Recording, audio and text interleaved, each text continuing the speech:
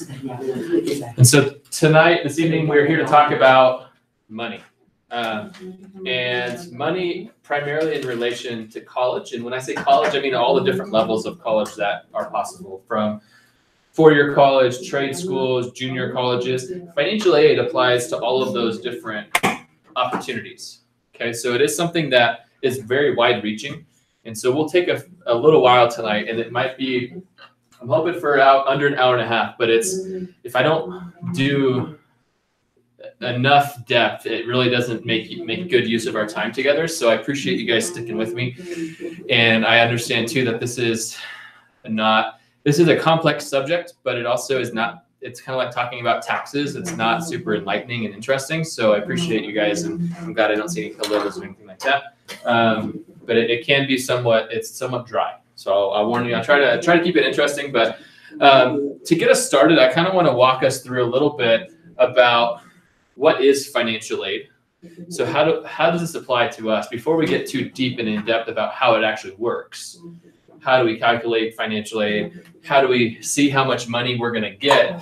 I really need to kind of go over what the actual attributes of financial aid are. Okay, we'll talk about some federal level programs, so on the national level. Talk about some California state level programs that provide money to help students pay for college. I'll spend a little bit of time filling out the FAFSA. Tonight's purpose is not to walk through every step of the FAFSA, but I will go through some key pieces that are oftentimes the roadblocks that people tend to get stuck on. Like I said, I've been telling a couple people, the process of applying for financial aid is not really that hard. So it's not necessarily a hard process. It's the understanding and really understanding the needs and then what the results are tend to be the hardest part. Okay, so it's the complexity of it. Now I'll give you guys a few additional resources. And just a reminder, so that the FAFSA, a lot of times when people say the FAFSA is a acronym. FAFSA. So FAFSA is an acronym, the Free Application for Federal Student Aid. And a lot of times when I talk about financial aid, people think FAFSA is financial aid. And it's not. It's kind of like how a college application is not college. It's a component of financial aid and it's a process of financial aid, but it doesn't actually give you any money. It doesn't actually do anything to help you go to college apart from giving information to the schools your student applies to. Okay, but just like an application is, this is crucial to what follows. Okay, so I just want to make that distinction because a lot of times people think, oh, I just need to fill out the FAFSA and that's financial aid. It's not. Okay, so let's go into some basic information up here. So financial aid in the broadest sense is money that helps people pay for college. And it comes from a lot of different pools. A few examples of what falls underneath financial aid. So, and we'll break down a few of these. So grants. Anytime you see the word grant, think free money. Okay? So grants are free money. This is money that the government, the school will give to students that does not need to be paid back. Okay? More often than not, grants, I like to kind of substitute the word as like a tuition discount. Most of the time, students are not getting a check. If they get a $12,000 grant, they're not receiving a check for $12,000. The school that they're attending will simply knock off $12,000 off the overall bill. Okay? A scholarship is similar in that it's free money. Okay? It doesn't have to be paid back. It can come from a variety of sources. Okay? It can come from the school. It can come from organizations. It can come from private companies or donors. Okay, scholarship is pretty broad. Your students may, later on this year, typically around January is when most of the scholarship applications open up. For some of our local scholarships, most of our seniors, I would venture to say all of our seniors should apply for our local scholarships. Again, it's free money. Some of them are larger. Upwards of a couple $1,000, up to $10,000 or $12,000 or $30,000 even from our local community. Some of them, most of them, I would venture to guess, are about $500 to $1,500. Okay, and so that is a scholarship, and sometimes a scholarship is like a grant that it's just applied to their tuition. Sometimes a student or a family may get an actual check. So the check is just given, and it's kind of up to you on the honor system that you don't go buy a new car, you go and use it at school. Okay. More often than not, scholarship donors will actually send the money to the school directly in your name. Okay? Loans are the big bad word that no one likes to hear. But in all honesty, loans are for about 97% of people. And then again, I make up a lot of statistics. That's a made up statistic, but it's a lot. Okay, 97%. So we'll be consistent. 97% of people need loans to make school a reality. Okay, for most people, they're going to graduate college with some level of loans. Okay, and loans inherently are not a bad thing. Okay, loans help students access something that can be somewhat expensive. Okay, not everyone has $10,000 in the bank to cover some fees and expenses. However, loans are also sometimes scary. I hear a lot of people, and it seems to be ever more and more, that they say, I don't want to graduate with loans. And it might be a reality for your family. It might be possible, but it might not. And I don't want to scare you away from considering loans as part of the package. And we'll look at the package and how it all works later. But the big piece about loans is you have to do it carefully. Okay, most of the loan horror stories that you hear in the news are people who did not do very well with their decision-making process. They decided they wanted to go to a school that they did not get a whole lot of financial aid for, that maybe costs $50,000 a year, and took out loans for the majority of that cost, and are ending a bachelor's degree with $150,000, $200,000 of student debt. Not a good plan. Okay, those people were not very smart. Okay, but those people tend to be not the majority. There's very few of those actual people. They just tend to make the news. Okay, they're kind of the outlier. So the average student loan debt of students that graduate from college with a 4-year degree is about $25,000. Okay, which feels like a lot. But when you think about it, the investment of getting that degree, it's pretty simple for a student with a college level job, even entry level, to make payments on that and pay that off pretty quickly.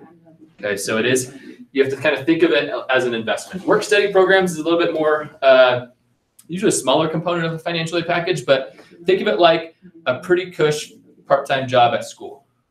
Okay, there's different levels of work study that you can earn, but basically you go and sit in the dorm room at the front desk for a couple hours a week, kick back, chill, eat some popcorn, watch people play foosball, and you get paid, and it goes towards your tuition. Okay, so it's a pretty easy. The nice thing about that is you don't have to actually go look for it. They'll place you somewhere.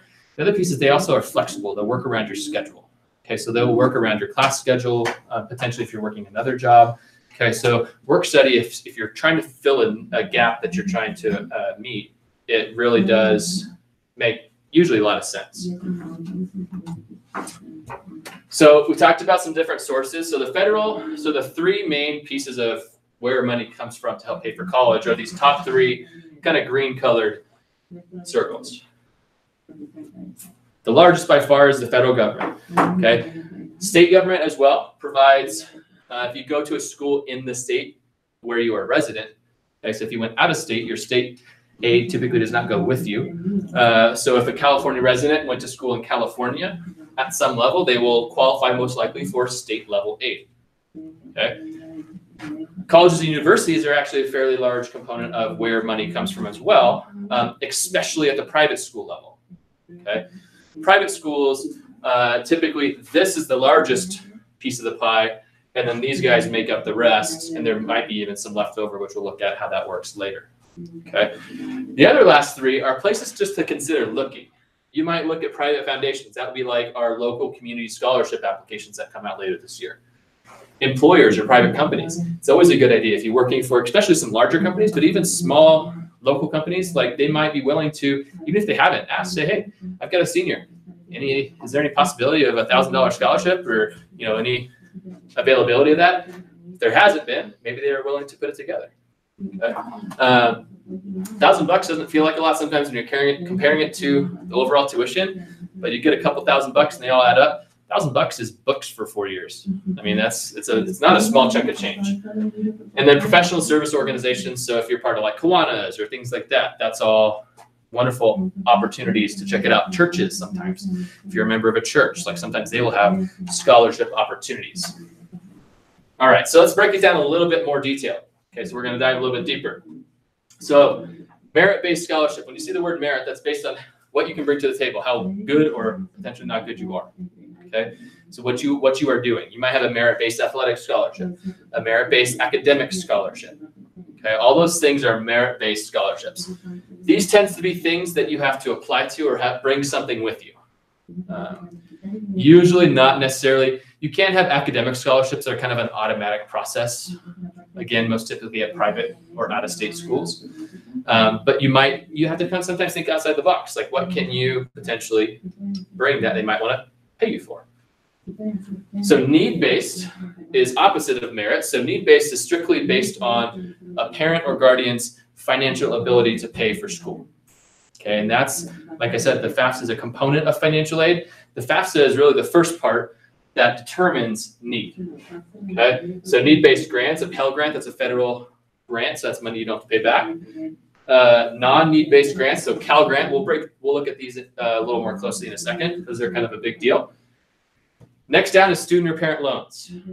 Most loans that you see packaged into a student's financial aid award letter, which if you haven't, there's some up here that we'll look through towards the end of our evening. Most loans that you see will be student-based loans, loans that the student will take out in their name. Okay. However, you might also see what's called like a Parent Plus loan. Okay, and what that is a loan that basically you're a cosigner on.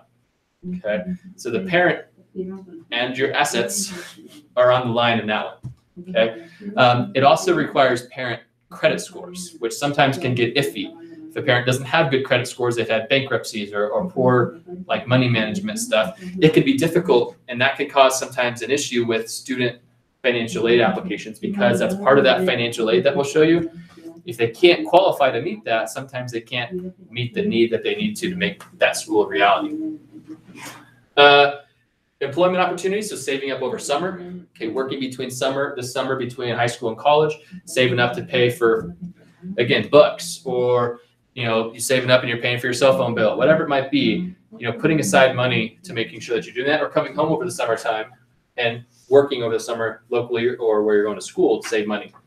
If you happen to be in the military, sometimes if a parent is in the military, there's aid and money available for that particular student because of that parent. Typically direct descendants, so not like grandparents and such. It'd have to be typically a blood relative.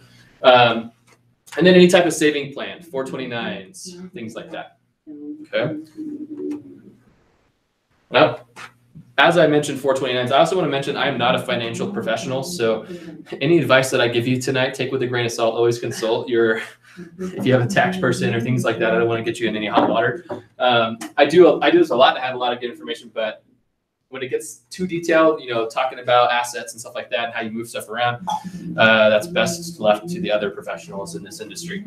So who can get federal student aid? So federal student aid that we're talking at the massive kind of macro level, federal student aid is only applicable to United States citizens. Okay, so that is something that the federal government has said, that U.S. tax money can only be applied to people who have citizenship in this country. Okay, so that creates an issue for some students and some families. They also must, we'll talk about what happens if you're not a U.S. citizen in a second, but high school graduates or GED recipients. So you have to finish high school. Okay, so that's a big step. That's hopefully check mark number 1 when we get you out of here. You got to be enrolled in an eligible degree or certificate program. Okay? For-profit colleges kind of just work their way out of this equation for the most part. Okay, we tend to steer people away from for-profit college, ITT Tech, places like that. Okay, DeVry, okay, all those types of schools. Like we tend to not; those are not wonderful schools to go to, but they're not eligible for financial aid either because of it's somewhat predatory in nature. Because you need to be a U.S. citizen, you must have a valid social security number, which they'll ask for on the FAFSA application. Oh, my picture is covering this up. Males must register for the selective service. Okay, so sometimes if you register for voting, if you're 18, you've registered to vote. Typically, you also have registered for the selective service. If you haven't, it's something that you will probably be able to do. I believe they actually let you do it as you're filling out the FAFSA. Okay, but it is a requirement. The last one says satisfactory academic progress. Okay, so students, when they're in college, must maintain active progress. So if, for example, the student is enrolled full-time in a college, they go for a month and then decide, yeah, full-time is kind of a lot. I'm going to cut that in half. that aid no longer is eligible. Okay, so you have to be careful with that. So how is financial need? So need is kind of similar to how much can you afford to pay? Okay, and then what is left. So the idea of financial need, and there's a lot of acronyms, so I'll try to spell them out for you. But I'm going to write up here on the board and kind of do a little math for you. So when we look at how much school costs, and again, 4-year college, 2-year college, trade school, any way you want to pile it up, they all will give, it's pretty much a requirement now that schools must tell you what an average, that's a key word, average cost of attendance is for a year. When we talk about financial aid, everything is based on a year. So it's not 4 years, it's 1 year at a time. Okay, so they're going to give you a cost of attendance, or COA. Okay, and we're going to say, for our example purposes, that an average cost of attendance will be $30,000. This would probably be an example of like a UC. Okay, a 4-year college, maybe a lower cost private school. Okay, so that's when we talk about cost of attendance, most of the time they're talking about tuition, how much it's going to cost to go to school, room and board, how much it's going to cost to eat and sleep and live, and usually some reasonable expenses. Okay, it's not a new MacBook Pro. It's not like brand new phones every year. It's not eating at like sushi every night. Okay, reasonable expenses. Okay, top ramen expenses, like so a couple $1,000s. Okay, and it's again average. So for example, it's an average typically local student who's from relatively close by, which you have to take into account if you're going across the country. Oftentimes, extended travel requirements are not factored in there. So if they're flying from the East Coast to the West Coast 2 or 3 times a year, it could be a couple of extra $1,000 that typically is not factored in here. Cost of attendance. Okay, so when you fill out the FAFSA, which we'll get there, it's going to spit out a number at the end of that equation. It takes all your financial information, puts it in the magic formula, and it'll spit out a number called an EFC, expected family contribution. Okay, so that EFC can range anywhere from 0, meaning you have a bunch of need. Typically, if your income is lower, the lower that number is going to be. Okay, believe it or not, your family has a responsibility. If your child's going to go to college after grade 12, the government says your family has skin in the game at some level relevant to how much you make. Okay, so it won't be free and it's not designed to. But it varies. Okay, so we'll just use an example of an EFC of $1,000. It can go up to 9. I think there's only 5 spaces, so I think the highest it can go is 99999. But that pretty much means you're paying everything, and you probably should, for the benefit of everybody else. We thank the rich people for that. And that's very excessive. It's like billionaire level. So EFC. All right. So what happens is they do a little math. They say your cost of attendance is $30,000 EFC. What your family is, you're pretty much on the hook for $1,000 at this point. That's how much they're expecting you to chip in. So they're going to do some simple math and say $29,000. Okay, pretty easy. That is your need. So what they do, that's what the FAFSA tells schools. What the schools then do, so that's all the FAFSA does. They give them this number. That's it. Okay. The schools are the ones that actually prepare financial aid. So they are the ones that are packaging it. That's why everyone's looks slightly different. Okay. So those schools then get this number after you've been admitted typically, and they'll say, okay, it's now our job as a financial aid people to figure out how we can help this student find this need. Okay, so they're going to go through, and a lot of those things I mentioned, grants. They might say, okay, we're going to give you, maybe you get 15 grand in a grant. Okay, so they're going to say, what's that, $14,000 left. Okay, and then so that's takes care of free money, again, tuition discount. Then they're going to say, all right, we're going to give you $2,000 in work study. Again, free money. You have 12.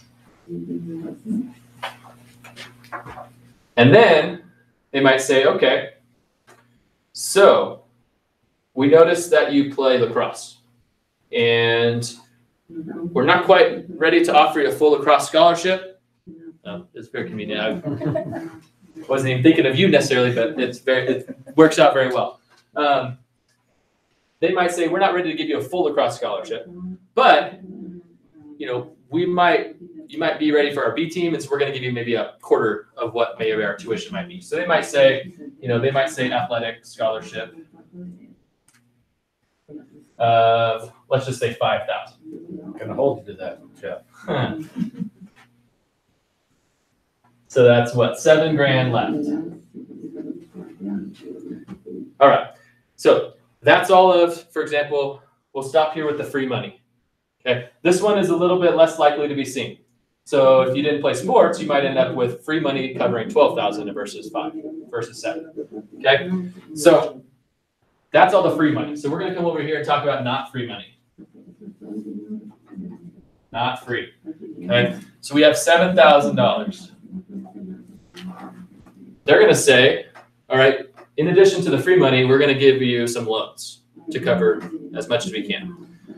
Some loans that you might get offered, which we'll cover, have certain limitations set by the government or the governing bodies of schools, meaning like you can only qualify for this amount, even if you need more. Okay, they do that on purpose. The government partly does it to kind of cover we don't want kids having $200,000 in debt. Okay, so we'll just say they get a subsidized loan, which again we'll define this of $2,000, and an unsubsidized loan of another $2,000. Okay. So subsidized, the government pays your interest as you're in school full time. So it is probably if you have to take out a loan, it's the first one you want to take out first. Okay, it's at a government controlled rate. So the interest rate is set by the federal government. It's usually significantly less than a loan that you just go over to Chase Bank and get. And this $2,000 loan will still be $2,000 when you graduate and up to 6 months beyond that. Okay? Because the government is paying off that interest. An unsubsidized loan is opposite of that. That interest starts accruing the day you take it out. Okay, so that $2,000 loan might be $2,400 when you graduate because the loan started the day you took it out and will continue until you pay it off. Okay, so that's the difference between the two of them. You might have to take out both types, but definitely kind of work your way down. Start with the stuff up there. So here's where it gets a little tricky.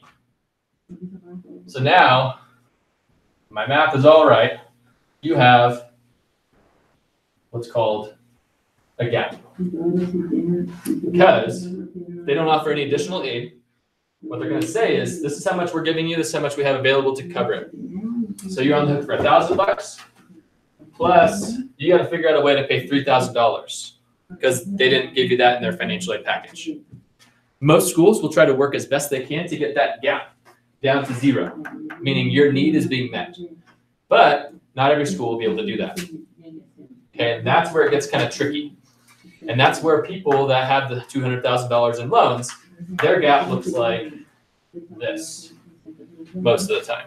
And they decide, I'm going to Chase Bank, I'm going to take out $30,000 again per year and pay like 17% interest on it. That's where people get screwed up. Not because they took out 3, because they took out 30. Okay? So that's the idea of how financial aid works, the financial need component, and really the math that the colleges are doing. All right. Any questions so far? We got a lot to go, but I just want to see how we're doing. What's the sub and unsub again? So subsidized loans are loans that are offered. They're typically offered by both of these are typically from the federal government. Technically, they're offered by places like Sallie Mae and different organizations that are contracted basically. But subsidized, when you take out a loan, the government pays your interest. So it covers the interest rate until you graduate or finish going to school full time. And then typically they have about a 6-month kind of like grace period that they cover it and defer payment. Is it like a 10-year term for those? I can't remember. Usually, yeah. Okay. There's usually it's usually about a 10-year time frame, and there's usually no penalty for prepayment or anything like that. Whereas again, you take out a private loan, sometimes they'll penalize you for paying it off early, and things like that. But there's a lot of laws in place that cover loans like that. And so if you have to take out loans, it's the best place to start. Good question. All right. So let's talk about that expected family contribution acronym. What is that and how does it influence? Okay. The first and foremost piece is if your student is independent or not. Everybody in here's student is dependent. Okay. It is very, very rare, I would venture to say, I might have one student in a course of maybe 10 years that somehow magically qualifies to be an independent student. Okay. Independence is not necessarily like you can't go emancipate yourself. Okay. You can't. That is not what they're talking about in terms of independence. Independence means whose financial responsibility are you? Okay, most everyone here in here is likely claimed on taxes. Okay, so that is the piece that really matters. If you have some questions about it, there's a lot of information on the FAFSA websites. There's little graphics that you can follow that walk you through. Is my student dependent? But I will pretty much guarantee you that every single student in our school, 9th grade to 12th grade, is a dependent student. So we can make that really easy. Income, it's the second most piece. Okay, and it's both parent and student income. Okay, for the 2017 tax year. So it's 2 years prior tax-wise. And that's an important number. So as you're going through and getting ready to complete this, you should be looking for your 2017 tax information. Those tax filing forms for the federal taxes are things that you're going to need to enter, unless you do it a different way, which I would suggest, and I'll show you how to do that. But you should find it if you can, because it'll make the process easier. Savings, so anything in a non-sheltered savings account can be included in this. Sheltered savings accounts would be like a 429 plan, a few other kind of investment types of portfolios. Assets are going to be non-primary domiciles, so the houses that you own that maybe you rent out. Okay. Secondary homes, things like that. Not your car, not your primary residence, and things like that. But if you have several properties, they can be. Not your primary business typically. It might be, business gets a little tricky. If that's you, we can probably dig a little deeper on that later. The number in college makes a difference. So your EFC will look very different if you applied with one, if you had one student in college and then all of a sudden a second one showed up in college. And family size, how many children or other people are dependent on that income? Okay, so if you have one student go to college, but you have 6 at home, like your EFC is going to be very different than someone with one kid going to college and nobody left at home. Okay. I'm sorry. Did you say that the assets is not your primary? Correct. It is not your primary. Correct. Another application, which I hope I included a slide on it, but if not, I'll just mention it right now. There's about 200 schools in the nation that will require something else called what's called the CSS profile. Okay, it is a secondary application to this FAFSA. Everybody will probably need to fill out the FAFSA. I think 100% of people should fill out the FAFSA. I will say that definitively, 100%. Okay, unless you're not a U.S. citizen, then it should be something else. But you should fill out a financial aid application. The CSS profile is probably about 5% of students every year. Okay, there's about 200 schools, typically most expensive, most selective, that require it. Okay, but it's secondary, and they do consider things like primary home value, different levels of investment accounts that maybe are excluded in the FAFSA. It will also include things like custodial and non-custodial parents. So the FAFSA only concerns themselves about custodial parents. So if a family is divorced, it will consider the income of the parent who the student spends the most amount of time with, like living with. Whereas CSS profile, it will consider, one parent might make no money and another parent might be uber loaded. They'll consider both. Whereas FAFSA, as long as they live with the student who doesn't make nearly as much money, that usually can pay off financial aid wise. And the other one is not considered, as long as they're not claimed and things like that. So here's some of the things that are excluded.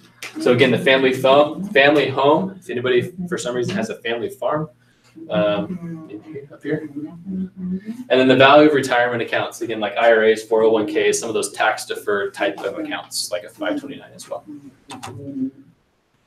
Okay, federal programs. So I want to watch this quick video just because it'll do a better job of explaining things with a visual thing, kind of spice it up a little bit than I probably will. So it's about 2 minutes long, okay, but I just want to watch it because it'll lay out kind of what it looks like. If you need help paying for college or career school, the Office of Federal Student Aid might be your best option. We offer more than $150 billion to students each year in the form of grants, loans, and work-study funds.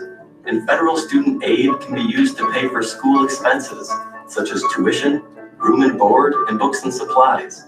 After you've filled out the free application for federal student aid, or FAFSA, you'll receive an award letter from each school you list on your FAFSA. This letter explains both the federal and non-federal financial aid options that a school is offering you.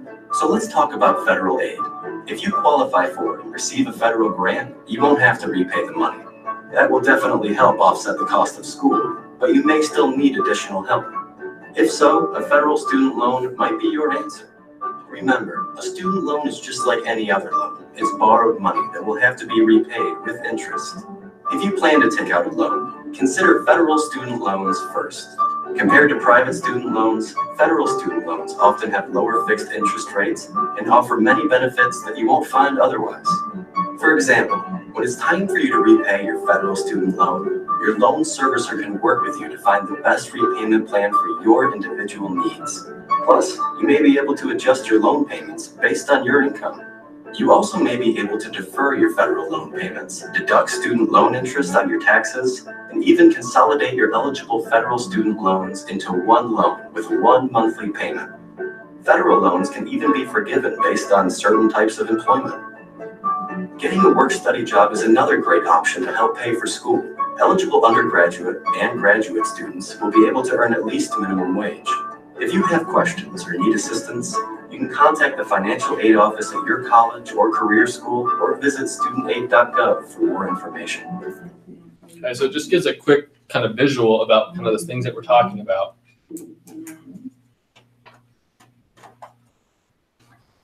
And so when we're looking at the federal programs, a few pieces. So we talked about the Pell Grant. The Pell Grant is something that is a need-based free money program. And so you can see here that it does have a maximum. Okay, so it's awarded at a maximum, and it can be lower, but a maximum of about $6,000. It's based on that financial aid or the financial need, whether you're full-time or not.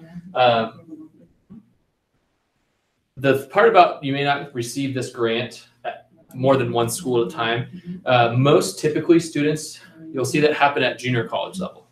Okay, a student sometimes may take classes from 2, maybe even 3 junior colleges, and if they're living in a place that has several junior colleges close by, okay, they can only use a Pell Grant at one of those institutions to cover the costs of some fees.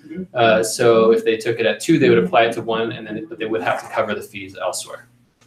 The reason I put TBD is because that grant is something set by Congress, and it's set every year. So it's something that sometimes is contentious and is not always set, or potentially not ever, it might not even be reviewed, like renewed. There's the potential of that, but it always has. So I don't want to stress people out about that, but it is something that goes through an approval process every year. The Federal Supplemental Educational Opportunity Grant, it's for full-time undergraduates only. So it doesn't go into the graduate world, but it ranges anywhere from about $100 to about $4,000. These are stuff that by filling out the FAFSA, you will automatically be considered for. There's nothing apart from the FAFSA that you have to do. Okay. When we talk about scholarships and things like that, those are things that have active components that you actually have to seek out. This stuff is FAFSA and you're done. Okay. And then you get an award letter with this or without it, depending on what you enter on the FAFSA. So again, we talked about direct subsidized loan. It's the government. Direct means it's coming from the federal government. Okay. Stafford is another type of loan that you'll see that's a government-based loan. Subsidized, the interest is paid by the government while you're enrolled at least half time. I talked to students last week, I believe, about renting houses. And there were some concerns about like building credit. How do we build credit? Things like that. And One thing that is sometimes not known about taking out a loan, especially a subsidized loan, is that as a student goes through college with a subsidized loan, those rent payments go towards your credit.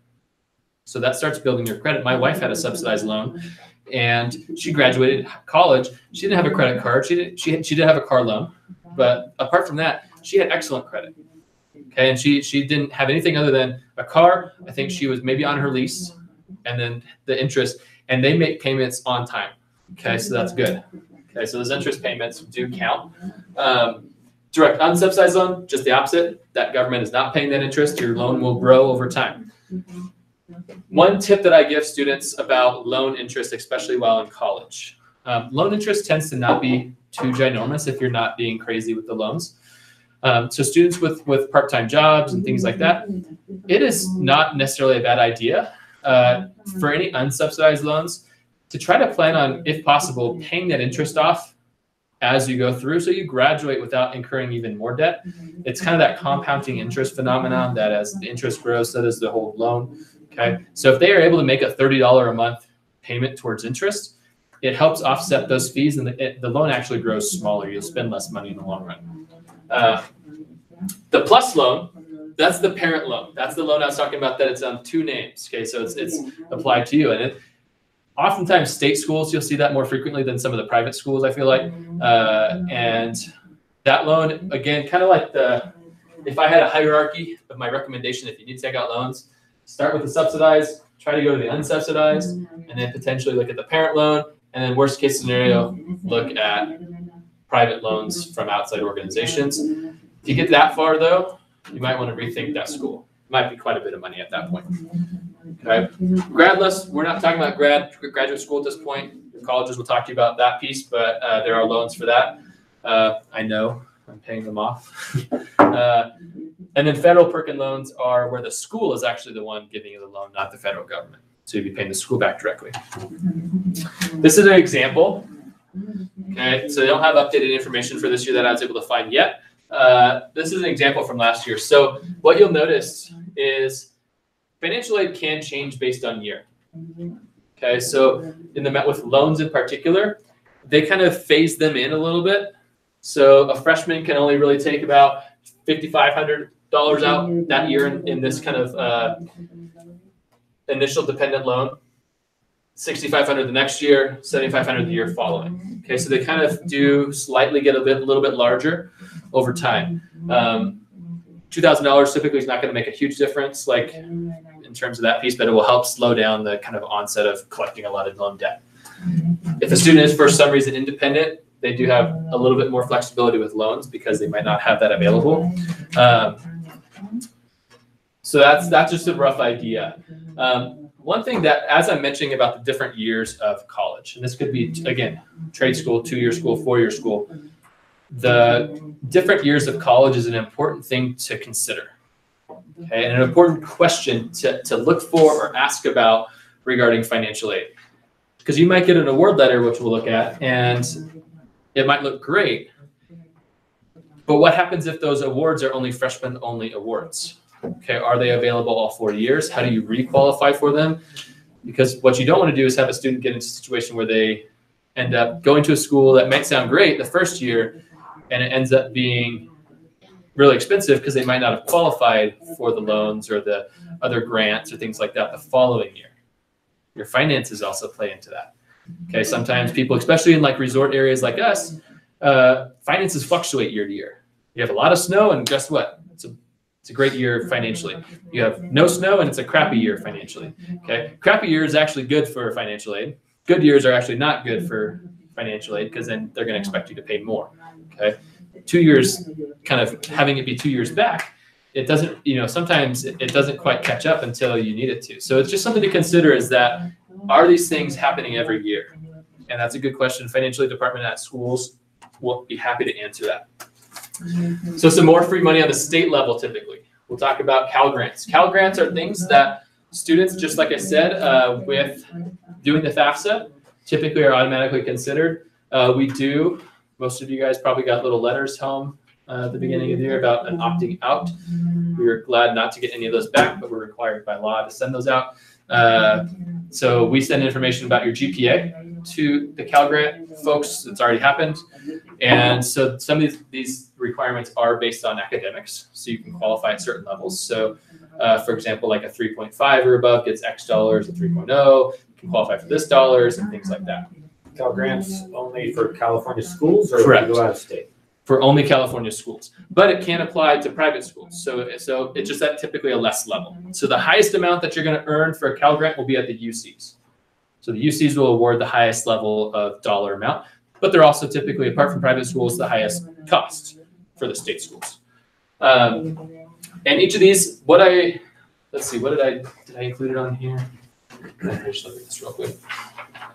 I don't think I put it on here. I feel like I put it somewhere. I might get there. Where I broke down these Pell Grants into what they actually are, because there are different things that apply to different levels. We talked about those other guys already. I did. Hey. So again, about $12,000 to get the UC. If you're looking at like a career technical school, like UTI or Culinary Institute of America, things like that, it could be about $3,100 to go towards that. Like I said, it can go to any of the UCs, CSUs, community college, most independent colleges. There are some limitations. They didn't go into too many details. And then also many career technical vocational types of schools. And it's free money that does not have to be returned. Students apply in their senior year. They do have to fill out the FAFSA by the March 2nd priority deadline for California. Okay, so March 2nd is the magic date when if you don't fill it out, you can still fill out the FAFSA and get some aid, but you won't get nearly as much and you won't qualify for the FAFSA. Okay, so that's one reason why we suggest submitting the FAFSA earlier.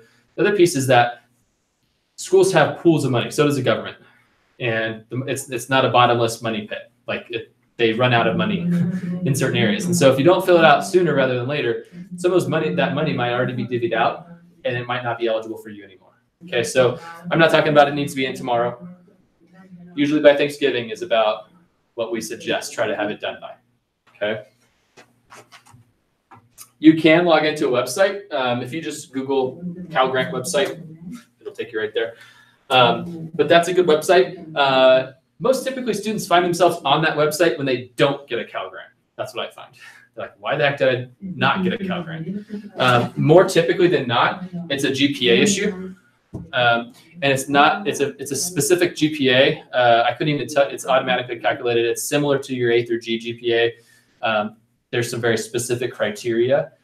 So it's not necessarily the GPA that you'll see on a transcript. So I'll just give you the heads up. So if you're like, I have a 3.5 and above, like it might not be when all the calculations happen and it's automatically done. So just a heads up, if you're on the line of what they say it is, it might be because of that. But for some reason you end up not getting it, you think you should.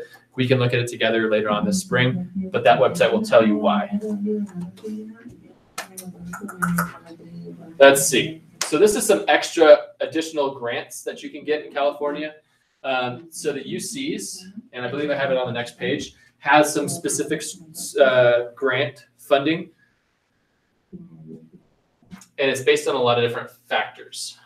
If a student is a foster student, they can get some additional funding based on that foster student status. And then a few other very, very specific things that typically if you are a part of those organizations, you will know.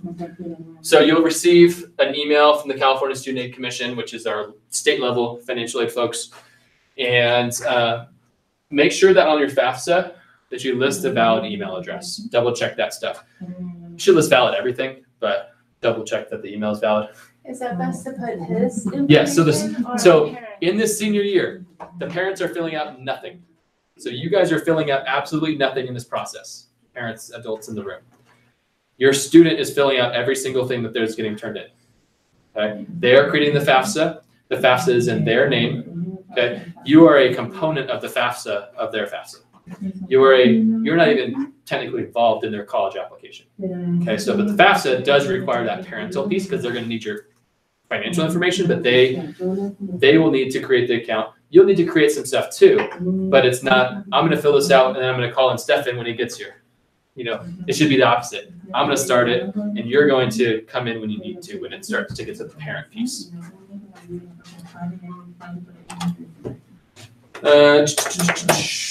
Cover most of that stuff. So there's what's called a middle class scholarship, and this is applicable to CSU or UC. This is newish in the last couple of years. It's determined based on income and assets, but the asset ceiling goes up to $171,000 a year. Pretty high middle class in my opinion, but it goes up pretty high. Okay, maybe not in this area where it's a little bit, the cost of living is much higher, but this is going to be applied after all other need or merit-based aid. Okay, to meet this gap potentially. So they will still package you with loans, but if there's still a gap left, they might throw this in as well.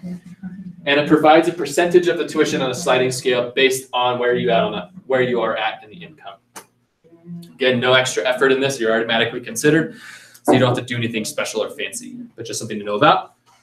And the Blue and Gold Opportunity Plan is a UC-specific one that covers tuition and fees, so system-wide fees is what they would call it at the UC level.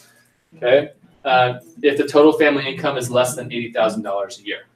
Again, no special application, just the FAFSA or the California DREAM Act. And any more information about some of that stuff is really probably best directed to the individual campus financial aid websites because things change year to year. All right, take a breath. How we doing? Told you a lot of information. Okay, complex, not too hard, complex. Okay, now we'll talk about the not too hard but complex piece, the FAFSA. Okay, so big question that a lot of students have that is, do I fill out the FAFSA, the DREAM Act, or both? Never both. Okay, so no student will fill out both. Again, FAFSA, you have to be a U.S. citizen. Okay? And typically, some students tend to think if I have a social security card, that means I'm a U.S. citizen. It's not necessarily the case. You have to look. Some cards say like for work purposes only. Okay, that typically means that you're probably a DACA recipient. Okay, and so that means that typically you're not qualified to fill out the FAFSA. You will fill out a different application which qualifies students for California-based aid, but not federal-based aid. So all of those Pell Grants, you can get in-state tuition in California. The states are allowed to make determinations on residency, where even different than the federal government. It's kind of like marijuana. Like some states allow marijuana, federal government says it's illegal. Same thing about kind of residency and tuition in college and things like that. Okay, so the parents in any situation do not need to be a U.S. citizen. Okay, to apply for financial aid.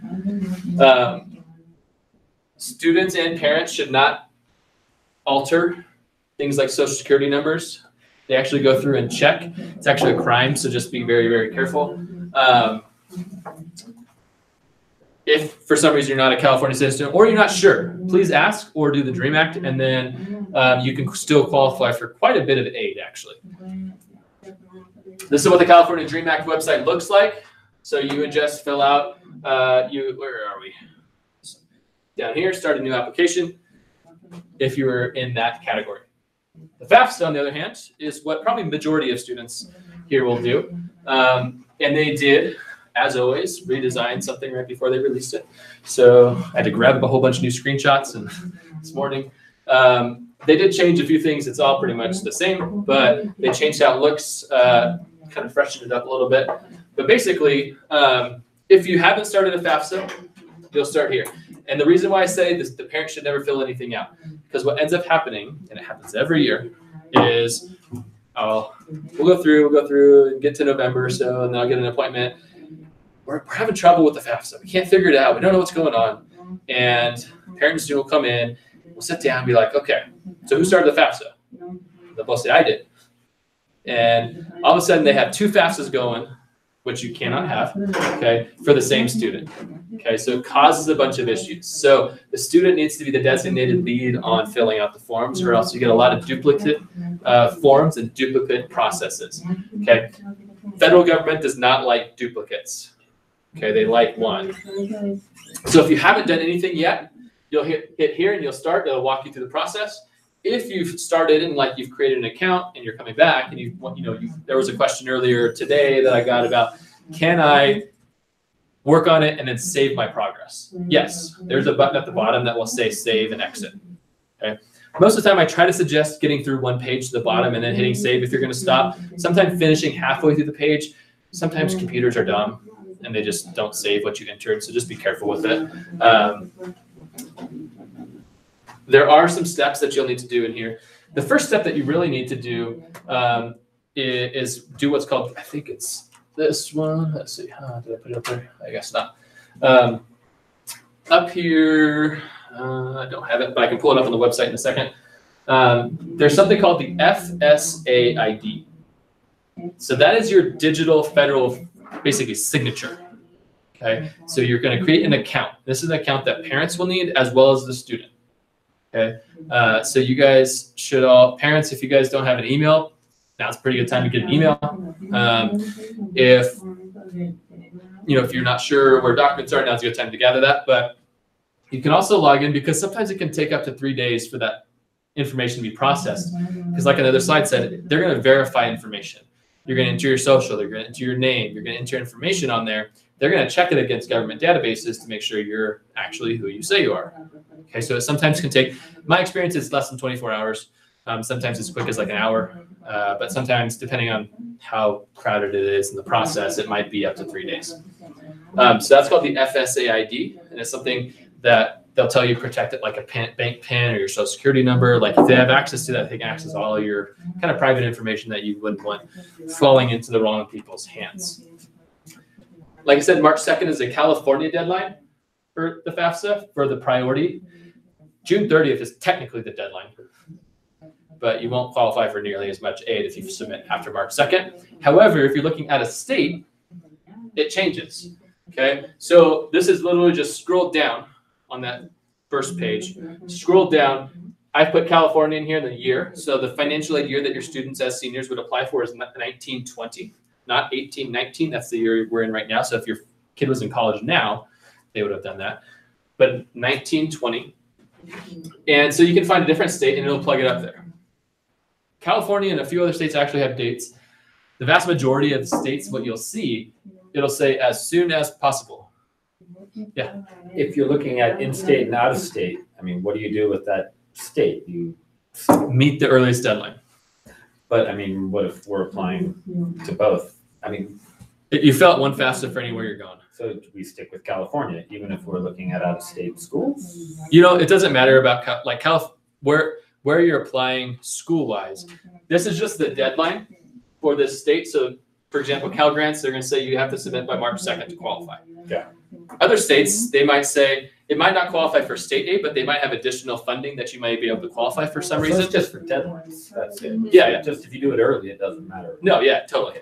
But it's one reason why we say try to submit it as soon as possible. Yeah. Because most other deadlines, they're usually around that time frame if they set an actual date.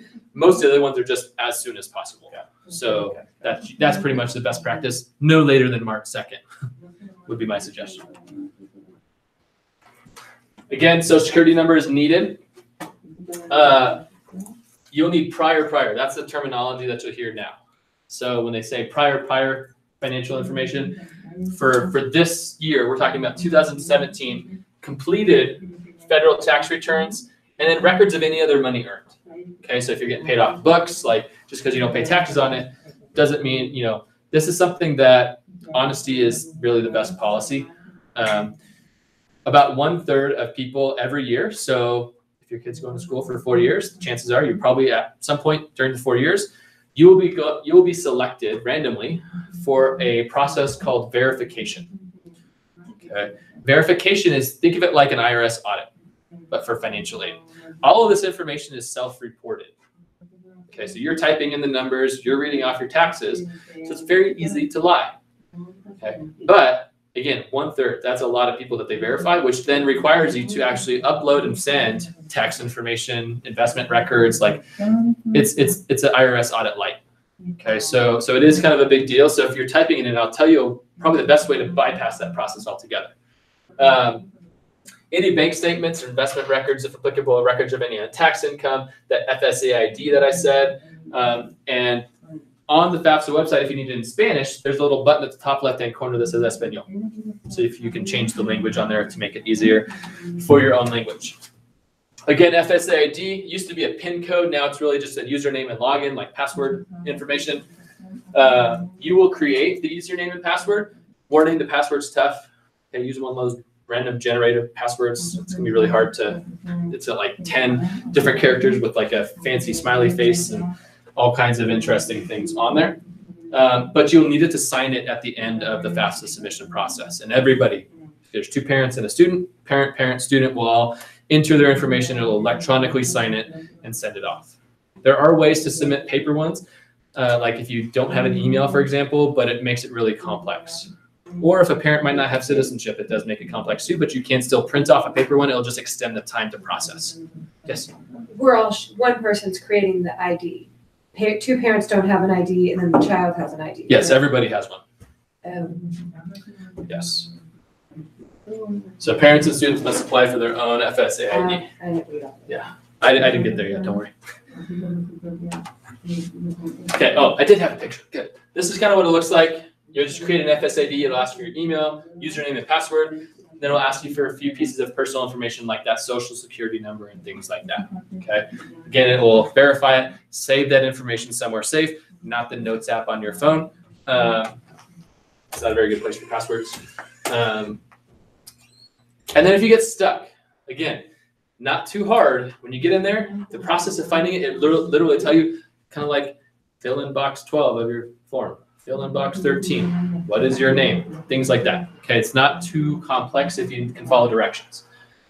But if you get stuck, they actually have a pretty good help component. So they actually have a lot of FAQs. They're actually pretty widely available by phone as well as chat. I'm a big chat support proponent. I can like cook and get help and X out if they're not helping me and find someone else who can. So they do have a lot of help. So if you get stuck, that's your first kind of go-to. I'm happy to help, but I'm not a FAFSA expert. These guys are the ones that work for FAFSA. They are most likely the ones to maybe help you first and probably give you the right answer. I'll probably, if I don't know it, they're the first person I go to as well. Okay, it's over here. It looks like this. Call us, chat with us, email us. Really good information. And they're pretty quick. It's not like some places where it takes you an hour. So the easiest way to bypass that annoying verification audit process, okay? And the easiest way actually to fill out the FAFSA is there is something called the data retrieval tool. Okay, the IRS data retrieval tool. It'll ask you, how would you like to submit this? Okay, looks like this. Transfer my tax information into the FAFSA. Okay, it'll pre-populate all your answers, appropriate FAFSA questions. Check that box and hit that button. It's going to take you to the FAFSA. You'll log in with your your IRS information. It's going to pull all the right data from the IRS and plug it in there. And it looks kind of like this. My tax information, FAFSA question numbers, and it's going to tell you how it all lines up. Pretty simple, okay? Guaranteed to be right, as long as your taxes are right. Okay? The other piece is they now no longer have to verify you. They just did. They just got all the information directly from the IRS. So you're almost guaranteed, I won't say 100%, but almost guaranteed to not be verified if you do this process. And it really saves a bunch of time in typing. Okay.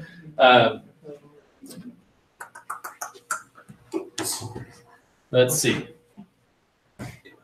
This TV's screwing my presentation up. There are sometimes special circumstances that come up, okay, about the FAFSA. Like I said, it's prior year, so it's 2017 information. Sometimes people get divorced. Sometimes people lose jobs. Sometimes people move. Sometimes people have a kid. There's a lot of stuff that can change over the course of 2 years. That has a big impact sometimes on finances. Okay, so you do not get to pick and choose what you submit or don't submit. So if there has been a big change like that, you have to submit the taxes as they were in 2017. However, that does not necessarily mean that it can't be taken into account of the current situation as it is. Okay, using the example of one parent lost their job and the income maybe got cut in half. That's a big deal for college stuff. Okay, so you are still going to report the dual income on the FAFSA. However, what a student would need to do, and again, student, not parent, student. Colleges do not want to speak to parents. Okay, pretty much bar none. But you can sit next to them to help answer questions. Like that's what I do with students when they come in and like, I don't know how to do this. Say, okay, let's call them. They're like, oh, you call them. I'm like, no, you're going to call them, but I'm going to sit here if you need help. Just tell them I need to ask someone a question. You're gonna put them on hold, and you're gonna ask me, and I'll tell you what to ask or potentially what to say. Okay. So you can call. There's financial aid professionals at colleges have what's called professional judgment. That's what they would call it. They have the ability to. They get this report. They have the ability to change financial aid offers. Okay. Most of the time, it's not going to go from like $40,000 to free, but they take into account most often those big changes that happen because they realize that life happens. Okay, so if that happens, know that you can contact the financial aid office with, and I would emphasize extenuating circumstances. It's not like I bought a new car and now my car payment's more, like not going to probably impress them. It's going to be the dire life circumstances. Okay, but they often will request documentation to prove it. So just know that you can't they often don't just take your word for it. At the end of the FAFSA, you'll submit confirmation. You'll get a confirmation page. This right here is where the EFC will be shown. That number we talked about over here. Okay. And then down here, it's going to give you some graduation rates about the colleges. When you're filling out the FAFSA, the student will add the colleges they wish to have the information sent to. That should likely be your college application list. Let me dispel a couple myths. The order in which you put them on there does not matter. Okay. If you really want to if you're really concerned about it, put in alphabetical order, and then you'll impress people with like OCD, and they'll just like, sweet, this kid can show up. But really, like, it really doesn't matter. You can list up to 10. Okay. So on the first submission, you can list, if you have more than 10 schools you're applying to, which is okay, but it's a lot. You can submit 10. Get through the FAFSA process, submit it, and what you have to do after you submit the 10 is you'll go back, and that first page we started on the left, you'll log in, and there'll be an option to add additional schools to my FAFSA. You'll add the additional schools you wish until you're all done. Those schools will get that report back with all this numbers. It's not an application. Sometimes it's better to over-report that. Like if you're like, hey, I might go to Sierra College, who knows? Send it to them. It's much easier to do it now than later. If you don't show up, they don't care. Like it's just a piece of data. Like they're going to get rid of it if you don't show up. Every other school, you're going to only go to one school. So all the schools you apply to are going to have this. They're just going to toss it. Okay. If you have more than one kid in college and you need to do another FAFSA, there is an option down here somewhere. It might not be on this page. There is an option to transfer this data to another student. So it kind of saves some of the data entry piece if you have 2 students in college. Okay. Let's see. We'll skip this. This is pretty much, we covered most of this stuff. And then we'll kind of wrap up, hopefully, with some questions that I want to walk us through. Does everyone have a copy of this guy? So it's our sample financial aid award letter. Okay. Okay. So here's another example that's a little bit more typewritten. Okay. Most of the time when you look at this is they look different, but they all have somewhat similar types of information. Let's see if I have it on the next page. There it is. Okay. After an admissions offer comes, usually a couple weeks after that, okay, which can be somewhat nerve-wracking in the case of like some of the UCs, which give you admissions notices in April, kind of end of March, early April. Okay. It puts you on the timeline because when is our national decision day? May 1st.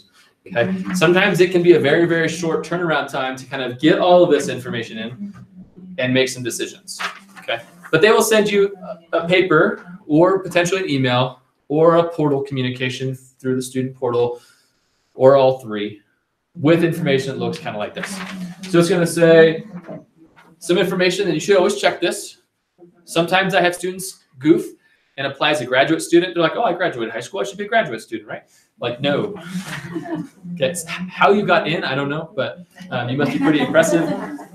But it will cause issues for financial aid. So you always want to read through stuff. This is not the it must be right. Let's just skip over it type of paper. Okay. It's going to say your major. It's going to, on the FAFSA, you'll also say if you want to live on campus, off campus. And I feel like there's one more that I'm forgetting. But I would encourage you guys, even if you're not necessarily sure, or you're like, I'm pretty sure I'm going to live off campus, pick on campus because they'll factor in housing into that equation. And you can always choose to live off campus. You're not committing to live on campus that way. but if you live off campus, it messes with the calculation some if you live on campus. Okay. Up at the top, you'll usually see that cost of attendance. Sometimes it's one line. Sometimes it's itemized into like tuition and fees, housing and meals, books and supplies, personal and miscellaneous. That's probably most common. Sometimes it breaks it down even more, but usually you'll see it about looking like this. Okay. And then down below, they'll say your award. All right. And it is not uncommon. Like I said, it's year by year. It's not uncommon for each of these items to be broken down by semester or term. Okay, and then potentially a total. So kind of working our way down, the first three are grants, which are free money. So we talked about that. Those are the first ones you're like, yes, sweet. Okay. The next one down, kind of in the medium gold color, is a scholarship. Free money, doesn't have to be paid back. The last three are loans, or four are loans. Okay, so you see the total per term. You'll see on the far right of the page, there's also a button to accept yes or no. Okay. One piece about financial aid that people don't necessarily understand is that this is just an offer. Okay, this is how much you've qualified for. If your family, so this student actually probably has about almost $20,000 of a gap left. If you look at that, can you see where that is? This student down here is a total of $34,000. The cost of attendance is $55,000. So that's a pretty hefty gap. Okay, so what this student might do is maybe they have a rich grandma who says, I'm going to pay for college. No rich grandma's going to say, yeah, let me pay for your free money too. Like, accept the free money, but you can turn down any loans that you want to. You can actually accept partial loans. It's a little more complex to do that. You might have to call the financial aid office to say like, hey, I want all of these, but I want only half of this one. Okay. But that's a piece that you can do. A lot of times I've also seen this happen frequently is seniors will see this and not consult their parents and just go through it and like, okay, yes, yes, yes. And then automatically decline the loans without even asking anybody. Please don't do that. Okay. You have time to think about this. If you decline the loan, sometimes it's difficult to get them back. Okay. And you might need them. Maybe even just a few parts of them, but it's very important to really, this is not a yes or no easy click. Okay. Really consider the options. And just know that too, when you click yes, for example, on the loans, there's also kind of like follow-up things that you'll have to do. For example, loans, there's an entrance counseling for almost every loan that you'll take out. You'll log into your student aid financial aid portal on your school's account. You'll have to go through entrance counseling to loans. What is interest rate? What happens if you default? Kind of the standard stuff if you take out a loan. You'll also have to sign what's called a master promissory note. You're going to get some legalese paperwork that says, if you don't pay us, we're going to come take your cat, your dog, and your car, and everything else. Okay, so did you guys know that student loans are one of the only things that you cannot declare bankruptcy and be absolved of? The only way to not pay student loans is if you die. It's kind of a sad, morbid thing, but you can get rid of a lot of things, but student loans, because guess what? You paid student loans, they can't take away what you learned. Right. Yeah. Okay, so they can take away a business, they can take away a house, they can't take away your knowledge and learning. So it's one thing that there's pretty much no way out of it.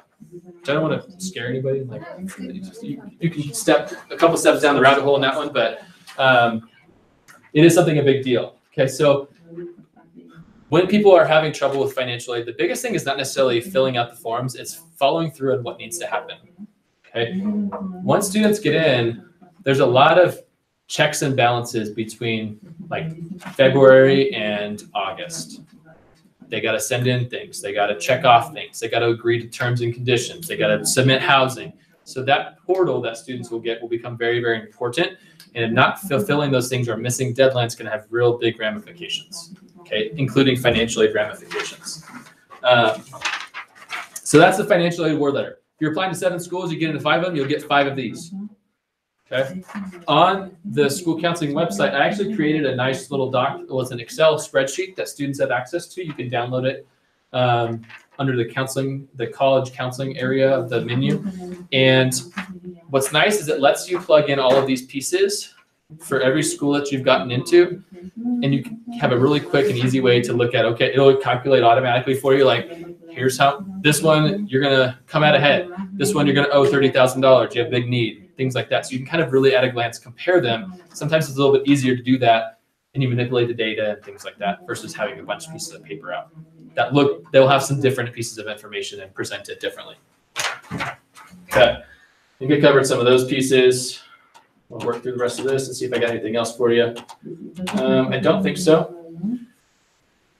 Let me talk briefly about scholarships and then wrap up.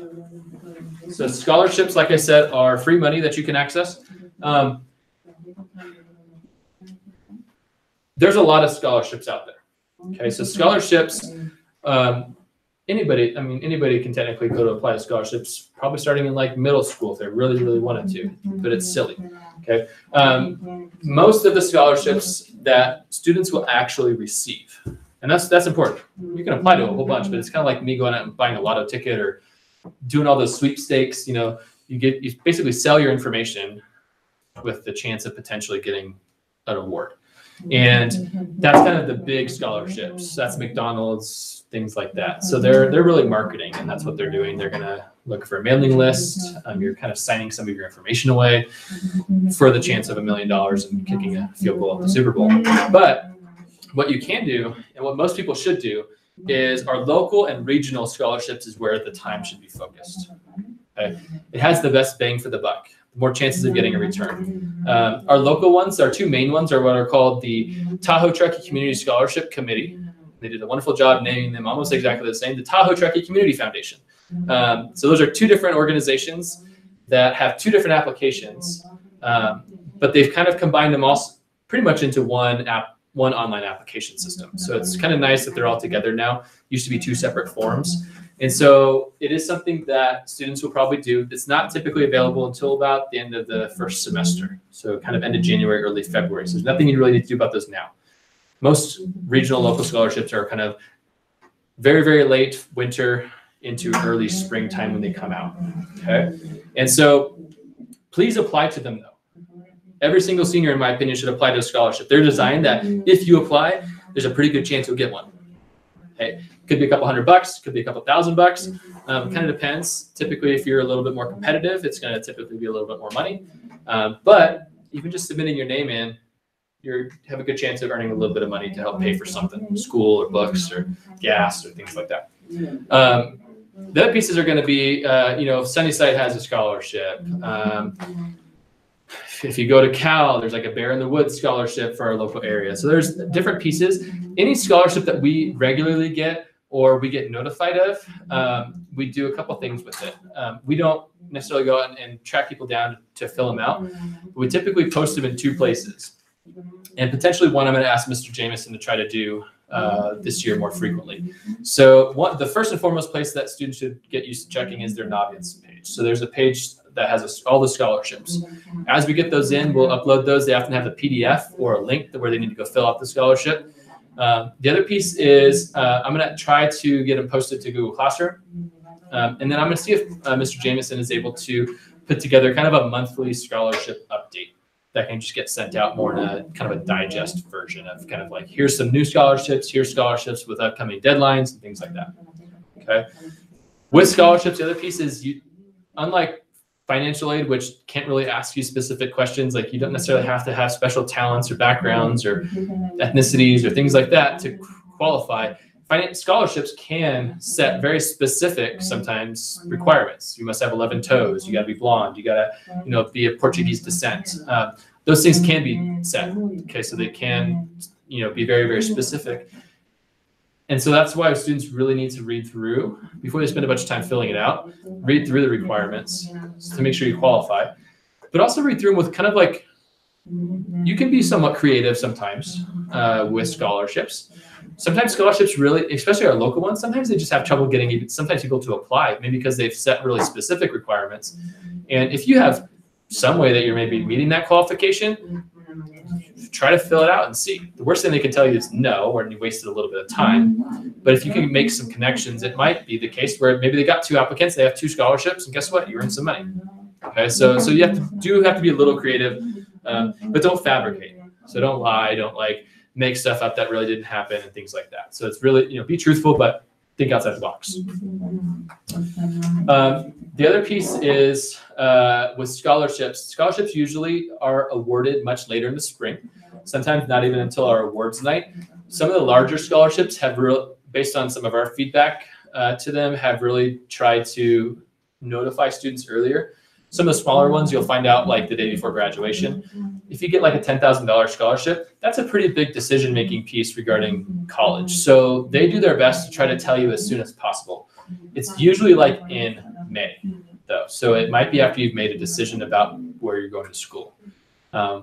However, most scholarships, what I would tell you is I would not suggest making a financial scholarship or a financial decision on where to go to school based on one scholarship award unless it's renewable for more than 1 year. Because it's easy, again, we're looking 1 year at a time. If you have a $10,000 scholarship that's going to cover three-quarters of a $15,000 need, what happens the next year when that $10,000 is used up? Are you going to be able to eat that $15,000 cost for the rest of the 3 or 4 years for college? Okay, so scholarships are usually most frequently one time. Unless they say like this is a recurring scholarship, it's a renewing scholarship for more than X years. Okay, so just know that many times it's a one-shot influx of cash. Okay, so you have to kind of like know what's due in the backup for the next year, the year after that. Okay, and they also have follow-up stuff. So like you might have to send a thank you note, or you might have to maintain X amount of GPA or things like that. And so knowing how, if it is a multi-year scholarship, knowing how to maintain that scholarship over the years, because we're not here to necessarily keep track of that for you. You got to show proof of enrollment. You got to show a certain GPA, and then how do you show that if it is a multi-year scholarship? All right, that's all I got for us tonight. Do you guys have any questions? Yes, sir. How many scholarships can we apply to? As many as you want. The community scholarships probably have about 75 or so. Some of them you're automatically considered for. Some of them, like just by filling out a general application, you're automatically in the running. Some of them have, again, additional requirements you have to meet, and you have to kind of go through and filter some of those pieces out. Probably right after Christmas break, we'll come back and we'll probably have myself and the woman who runs that scholarship will probably come into your pathways class and kind of walk you through some of the application processes with that. Yeah. What are the scholarships that are related to the culinary program?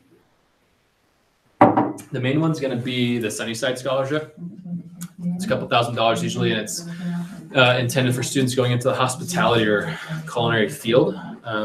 That's where sometimes you can be a little creative. Nutrition might be in there. Food science might be able to qualify into that. I think it's intended for like hotel management, like chefs and that kind of stuff. But if you can justify why you qualify, throw your name in the mix, and they'll review it. And if you don't, then they'll just make that decision. But if they do, they can make exceptions on their own.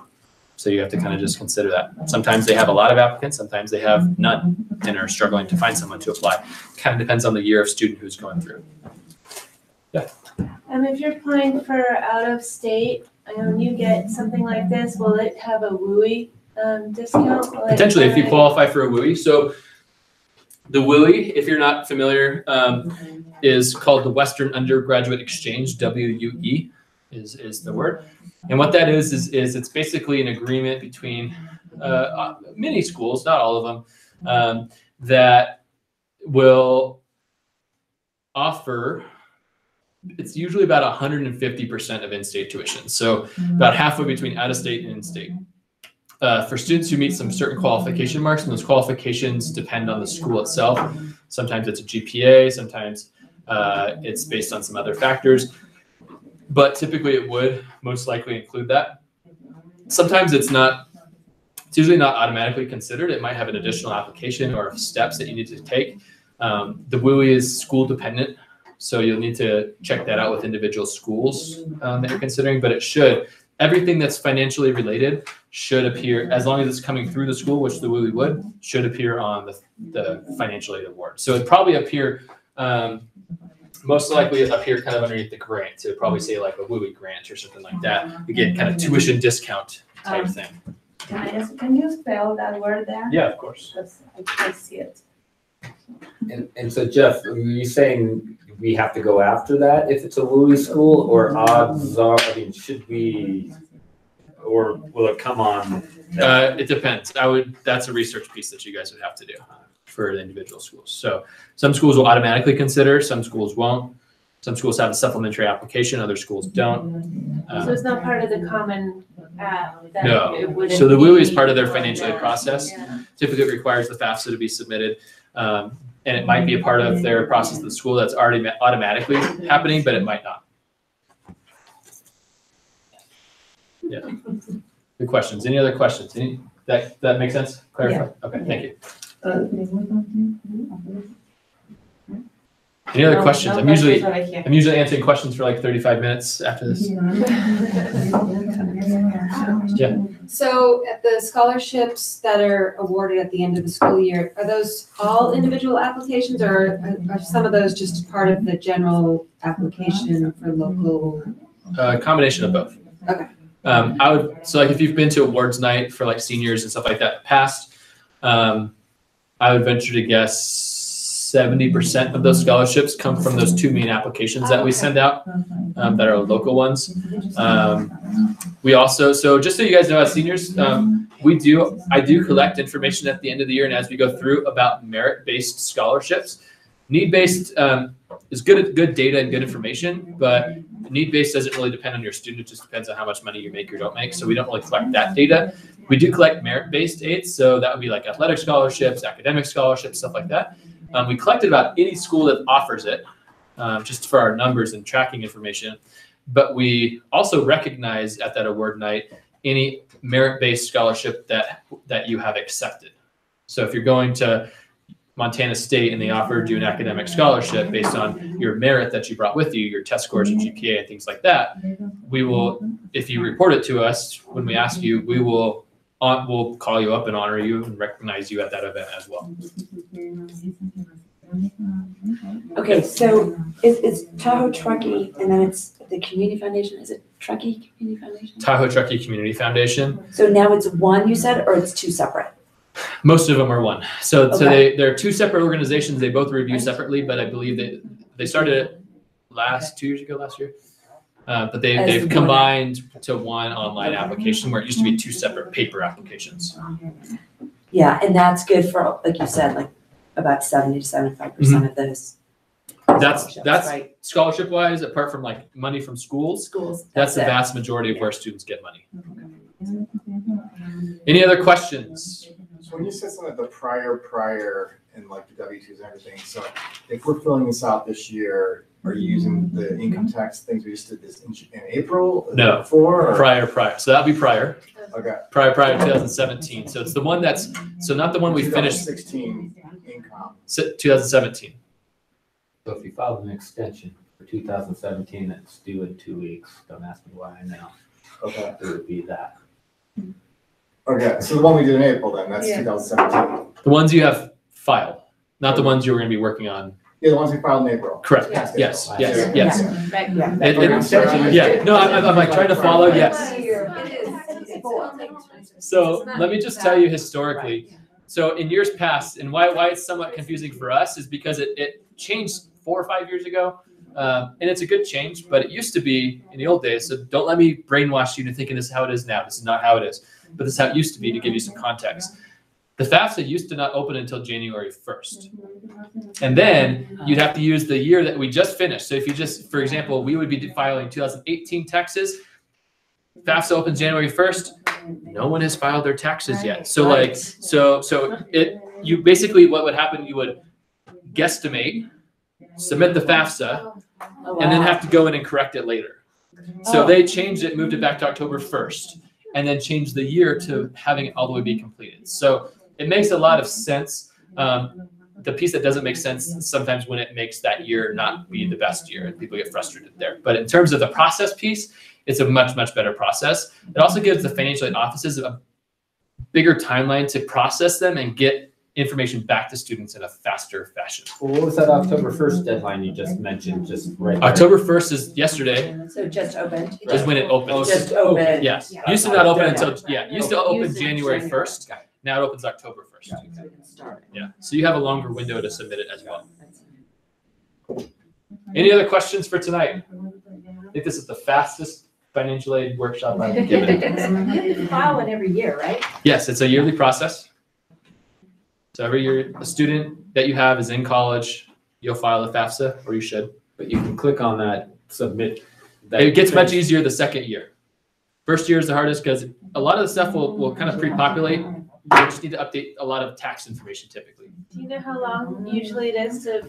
So just to give you a quick note, if you go to the school's YouTube page, there's some tutorials and walkthroughs on a playlist. One of the recent ones I did it probably last year. So it could look slightly different compared to what they redid it as, but it's all the same information. I did a screen share of every single page in. So I walked through every single page of the FAFSA and I talked through every single one. So it's not even just finding the information and typing. I talked through each one. What is it? It took me 45 minutes to do that. Okay, so if you have all the paperwork, and especially if you use the data retrieval tool, 30 minutes or less. Wow. Like it's quick. That's why I say it's not hard. You just have to have the It's information. complex. Yeah. So it's understanding the information, not doing the information necessarily. And sometimes gathering the pieces of information can be a little Okay, you tough. just have to have it. Yeah. So it's not too long. Any other questions? Otherwise, good luck. Make a lot of merit-based aid, and yeah, let us know if you have questions. Let me know. Like I said, I'm not a super expert, but I can definitely help. I know, they really like